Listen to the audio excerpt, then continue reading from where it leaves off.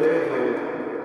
Et ce qui est étonnant, c'est que cet enseignement de Jésus est fait d'une barque, donc sur l'eau, alors que les gens qui l'écoutent sont sur le rivage, sur la terre ferme.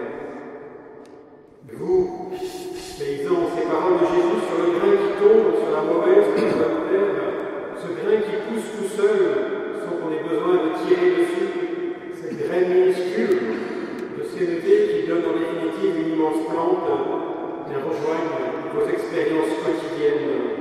Vous savez de quoi je parle. Et après cet enseignement, le soir même, qui est l'évangile, il remonte dans une barque, mais cette fois, en invitant ses disciples à venir avec lui pour passer sur l'autre rive. C'est l'évangile que nous venons d'entendre. Pour vous, paysans, c'est comme si Jésus vous disait, toi qui t'es habitué à la terre ferme et à qui on ne peut pas en raconter, car ton expérience du travail de la terre t'a fait découvrir ses lois et ses énigmes, monte donc maintenant dans cette barque pour être sur un lieu qui ne t'est pas du tout familier et qui s'appelle l'eau. L'invitation qui n'est pas non plus de rester sur ce lieu liquide, donc instable et forcément éprouvant, mais pour rejoindre une autre ligne, une terre plus stable, en définitive que celle dont tu as l'habitude. Vous êtes ici ensemble, à Paris-Monial, comme des disciples qui étaient ensemble avec Jésus dans la barque, pour les uns contre les autres, manifestant peut-être ainsi leur unité, leur lien. Nous savons que les liens entre les paysans peuvent être forts. Alors vous avez comme les disciples toutes les prédispositions pour monter dans cette barque, l'invitation de Jésus. Alors rassurez-vous, ce n'est pas moi qui ai volé en bateau, c'est homélie, mais c'est Jésus. Parce qu'il est au gouvernail, en tout cas il commande de passer sur notre rive, qui va vous mener au cours de ce week-end pour vivre un cœur à cœur avec lui. Mais à condition, une seule condition. Pour vous, maintenant que vous êtes tous ensemble, c'est d'accepter de monter sur ce bateau, en sachant que celui qui est au gouvernail va s'endormir. Dans l'Ancien Testament, la mer, c'est le lieu du mal, de l'obscurité, des ténèbres, pensons à l'épreuve pour le peuple hébreu quand il va traverser la mer Rouge. C'est vrai que nous sommes faits non pas pour être sur la mer, mais sur une terre ferme, dans la lumière. Et là, il y a cette invitation à monter en barque, avec en plus une forte tempête qui s'annonce. Ce n'est pas très drôle. Alors, à regarder de plus près à travers les actualités, nous voyons que paysan est en définitive dans la tempête, sa barque est violemment secouée depuis déjà longtemps. C'est sans doute la profession la plus éprouvée, la plus malmenée. Une preuve, c'est le nombre de suicides de paysans qu'elle déplore chaque année en France. Alors nous pourrions penser que par nos propres forces, le poids des syndicats agricoles, les manifestations, le changement des hommes politiques avec leurs nouvelles promesses, les puissances financières, ce mal pourrait enfin s'arrêter et redonner espérance au monde paysan. Le constat, c'est qu'il n'en est rien. Que peut alors de ces tempêtes faire quelque chose pour les faire taire?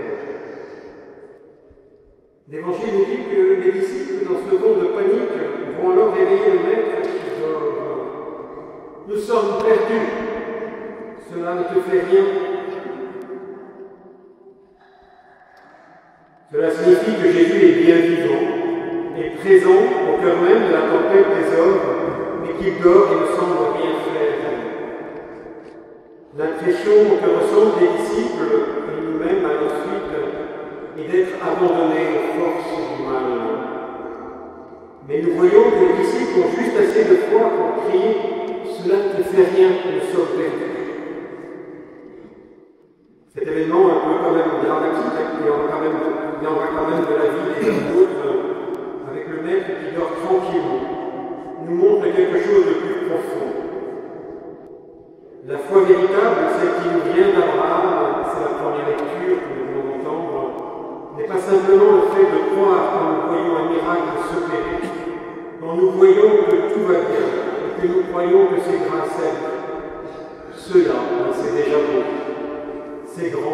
mais ce n'est pas suffisant, nous dit Jésus. L'auteur de la lettre aux Hébreux commence en disant « La foi est une façon de posséder ce que l'on espère, un moyen de connaître des réalités qu'on ne voit pas. » Avec cet évangile où Jésus dort, cela veut dire que la foi véritable est de croire que Jésus est vraiment présent dans notre vie, même si nous ne voyons rien, n'entendons rien, ne sentons rien, et en particulier quand il y a tempête dans notre vie, dans notre famille, dans notre profession, dans notre vocation de paysan, et que nous avons l'impression que Jésus est absent, car il dort. Comme les disciples, nous voulons bien croire, mais il faut que nous puissions voir. C'est pour cela que Jésus, voulant leur montrer qu'il a autorité sur le mal, se lève et dit à la tempête « Silence, tais-toi ». Alors dans quelques instants, va s'opérer sur cet autel le plus grand miracle que cette terre porte, le pain et le vin que vous, paysans, avez produits, façonnés, élevés par votre travail, qui va devenir en un instant le corps et le sang de Jésus. Que nous le rappelle tout à l'heure le Père Étienne dans sa conférence, dans la communion, vous allez nous recevoir comme nourriture. Le prêtre va vous présenter la petite hostie blanche qui, à vos yeux, se montrera comme encore du pain. Et pourtant, vous allez bien répondre Amen au prêtre qui vous dira voici le corps du Christ. Vous n'allez pas vous dire puisque je ne vois que du pain, il n'est pas là. En fait, il dort, il ne fait rien, il n'agit pas. L'Épître aux Hébreux, la foi est un moyen de connaître des réalités qu'on ne voit pas. Alors que votre Amen donné à la communion soit aussi cet Amen de tous les jours, quel que soit l'état de la mer, l'état de la météo, surtout celle de votre cœur. Il est là, dira Corélas, après avoir consacré les espèces du pain et du vin. Mais il est toujours là pour vous, surtout par son silence. Et pour terminer, vivre ce passage dans cette barque, secouée par la tempête, ce n'est pas pour y rester, heureusement, mais pour aller sur l'autre rive, dit Jésus. Cette rive bien ferme, encore plus ferme que la première, et c'est le cœur de Jésus. Le 350e anniversaire des apparitions du cœur de Jésus à Marguerite Marie nous rappelle que ce cœur n'a jamais été aussi ferme, parce que doux et humble. L'Eucharistie nous conduit et nous reposer en ce cœur. Jésus veut, comme Marguerite Marie, prendre notre cœur, le plonger dans le ciel, puis nous le rendre tout brûlant, afin que nous puissions vivre au rythme de ses battements. Laissons-nous prendre par ce cœur follement amoureux de chacun de nous. Marie, Vierge de